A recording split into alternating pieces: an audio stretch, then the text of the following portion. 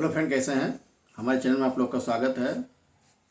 आज मैं खांसी का रामबाण इलाज लेकर के आया हूँ। चाहे सूखी खांसी हो या बलगम वाली खांसी है, खांसी से आप परेशान हो गए हैं, सिरप पीते पीते परेशान हैं, दवा कराते कराते परेशान है, खांसी फिर भी ठीक नहीं हो रही है। चाहे नई खांसी हो या पुरानी खांसी है, रामबाण नुस्खा आपको बता रहा हूँ जो है आप लोगों को। आप लोग नोट कर लीजिए, इस नुस्खे को अवश्य आजमाइए।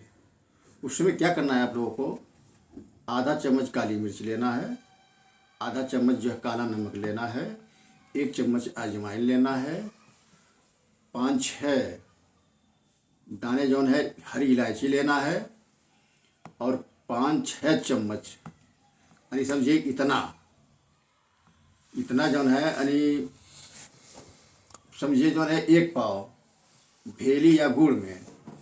तो भेली या गुड़ को जौन है किसी कढ़ाई में रख करके आग पे रख करके उसको जो हल्का सा पानी डाल के पिघला दीजिए। जब वो पिघल जाए तो अदरक भी लगभग 25-30 ग्राम अदरक भी जो छील करके काट करके रख लीजिए। जब वो भेली का मतलब बदकने लगे तो जितने जो आइटम है अदरक, अजवाइन, काली मिर्च, ये सब उसी में डाल करके जो है कम से कम 2-3 मिनट तक खूब चलाइए। चलाने के बाद उसको उतार लीजिए, मतलब इतना ज़्यादा ना गर्म करिए उसको कि जल जाए, मतलब धीमी आंच पे पकाना है, जलने नहीं पाए, क्योंकि जल जाने पर जो है थोड़ा स्वाद उसका खराब लगेगा, टेस्ट में चेंज हो जाएगा।